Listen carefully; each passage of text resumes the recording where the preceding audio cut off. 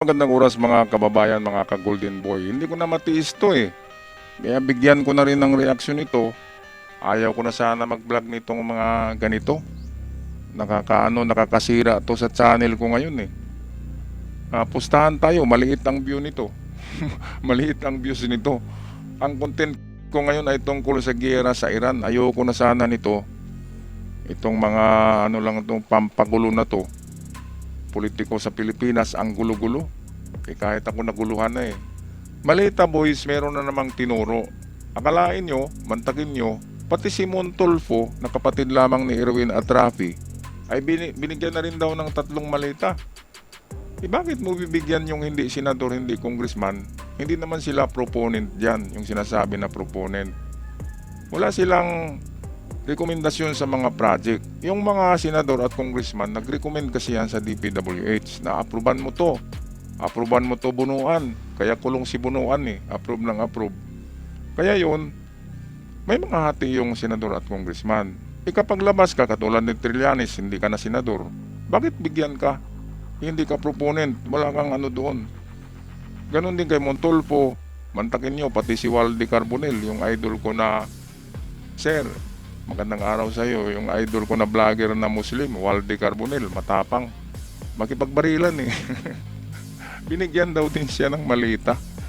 Nakakatawa talaga, grabe. Montolfo, Trillanes, Carbonell, sino pa yung hindi mga... Ay, yung sa Kumilik. Binigyan daw din yung sa Kumilik. Walang yung sa Kumilik. Hindi yan dapat bigyan ng malita. Bakit bigyan mo ng pera yan? Kung meron mang pera. Kaya ito'y mga puro lang talaga paninira. Paninira lang talaga. Walang ibang motibo paninira. Kahit buksan natin yung mga malita na dala nila, walang pera na laman yan. Saka bigay bawi yan eh. Kapag nilagay nila sa gate, kunwari may bit-bit sila, binibidyuhan nila yon. Tapos pag alis nila, off yung video, kunin yung malita, ikarga muli nila sa kanilang sasakyan. Ganon yung bigay bawi lang yan. Mga kababayan, tandaan nyo yung mga kulay ng malita, di ba? Paulit-ulit lang yun. Kasi bigay video, kunwari, tapos off yung video, kunin muli, sakay sa van, punta na naman sa bahay ni Trillanes. Mabuti hindi sila binaril ni Trillanes doon kung nakita sila. Talagang kahit ipadalhan nyo kaya ako na lang padalhan nyo rin. Hindi na ako magsalita ng masama sa itong mga chismoso na to na 18 Marites. Padalhan nyo rin ako ng malita, 3 Samsonite, para lalagyan ko ng mga damit ko. Alam ko walang pera yan. Saan ba kayo kumukuha ng pera? Ang pera ngayon ng gobyerno ay naka-audit na. Lahat ay merong paglagyan. At hindi na pwedeng kurakutin. Nakabantay na yung mga diyan. Binabantayan na yung pera, yung budget ng gobyerno. Kaya saan kayo kumuha ng pera? Ibig sabihin, wala talagang pera yung mga malita na yan. Okay, so ito na. Panoorin muna natin to. Bilyonaryo Channel. Tapos kumalas sa Cayetano Block, idinawit na ng tinaguriang Maleta Boys si Senador Cheese Escudero sa flood control scandal. Sangkot din umano sina Senators Mark Villar, Tito Soto, Erwin Cruz. Pati si Mark Villar sinangkot, isang didiis. Sinangkot nila dahil balita nila lilipat na rin si Villar. Pati si Joel Villanueva, padalhan na rin yan eh. Kasi lilipat na rin. Si Joel is lying. Joel is lying. Papadalhan na rin yan. Sino pa kaya ang papadalhan? Marami yan eh. Mga kababayan. Sa listahan nila, kung sino man yung nag-imbento dyan sa Malita Boys script, lahat ng kalaban nila pinapadalhan ng malita. Ang tanong dyan, anong laman ng malita na yan? Di ba? Grabe naman kapag naninira. Kung sino-sino na lang. Pati si Sandro Marcos, sinama na rin eh. Sino pa? Yung Comelec chairman, sinama na rin. Sino pa ba? Kapag nagsalita ka ng masama kay Marcolita at kay Cayetano, talagang isasama ka sa mga na yan, malita-malita. Kaya ako, nagsalita na ako ng masama, padalan nyo rin ako dyan. Oy, Malita Boys, padala kayo dyan. Samsonite, damihan nyo isang dosina. Kasi marami akong labahan dito, lagyan ko yan ng mga labahan. Okay, Bilyonaryo, balik tayo sa Bilyonaryo Channel. Pati si Comelec Chairman George Garcia sa umano'y milyong-milyong kickback.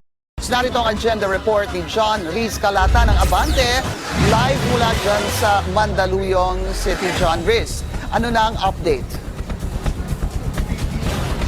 Pinky, naon siya may ang nakatakdang Blue Ribbon Committee hearing ng siya, Cayetano agad Black eh. ngayong araw. Pero natuloy ang kanilang umano'y pasabog ng tinaguriang Maleta Baga Boys. puwit nila yung mga sumasabog dyan. Papasukin at ituloy ang flood control investigation. Yan ang sigaw ng mga Duterte supporters sa labas ng Double Gem yung EDSA. ang ilong oh. Ayan oh. Eh noon, yung sigaw na sigaw siya ay ngalangala at saka bagang niya nakikita eh. Bagong bunot na bagang, saka ngalangala na may tonsillitis. Ito naman no, yung ritukadong ilong niya, oh, ayan oh. Nangunguna sa kamera eh. Dapat naman kasi ang kameraman hindi pinukos yung ilong na yan. Oh. Garden Events Place sa Mandaluyong City sa EDSA Ortigas. Ito'y matapos hindi papasukin sina Senador Amy Marcos at dating Ilocos Sur Governor Chavit Singson sa kanilang unang Isa pa tong pagpunta sa matandang naturang venue. Sabit na naman ito. Kung saan inaasahan sanang isagawa ang hearing ng Blue Ribbon Committee ng Cayetano Black. Paano pilitin natin sa mapayapa at maayos na Dapat pamamaraan? maayos. Siya yung hindi maayos eh. Ibuhok lang niya oh. Ang gusot-gusot ng buhok, hindi inayos. Eh, paano maayos yan? Yung nagsalita hindi maayos. Huwag yung ganito, huwag yung panggigipit. Dahil sigurado ako, anuman panggigipit ang gawin, lalabas at lalabas ang katotohanan. Oh. Unang itinakda ang Itong naturang attorney na pagdinig alas 10 ng umaga. si defensor, meron na yung kaso. Ibang kakulong na rin yan eh. 2 months from now, kulong na rin yan. Eh, hindi pinag-isipan eh, kasi pera-pera lang eh. Sino kayang nagbibigay sa kanila ng pera, no? Sino kayang nagbabayad para isugal nila yung kanilang mga lisensya sa pagka-attorney? Lagot ito, kasi pinag-usapan na to sa Senado. Dahil sa napakaraming sinirang pangalan, ay kakasuhan tong dalawang to. Pitalas dos na nang magsimula ito, pero hindi bilang Blue Ribbon Committee hearing, kundi bilang isang pagpupulong Ito, mga kababayan. dahil walang senador na dumalo. Mga tauhan yan ni Marcolita at saka ni Cayetano eh. 18 Marites.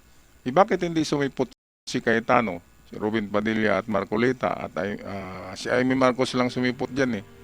Bakit hindi sumipot si Cayetano? Dahil natakot na si Cayetano sa totoong Blue Ribbon Committee. Kasi merong Blue Ribbon Committee. Si Cayetano ayaw talaga pitiwan yung kanyang pagiging SP. Hindi na siya SP ngayon. Kaya itong mga pagpulong-pulong na ito ay nangyari lang yan sa mga private na mga resort, sa mga bahay. Hindi sa loob yan ng Senado.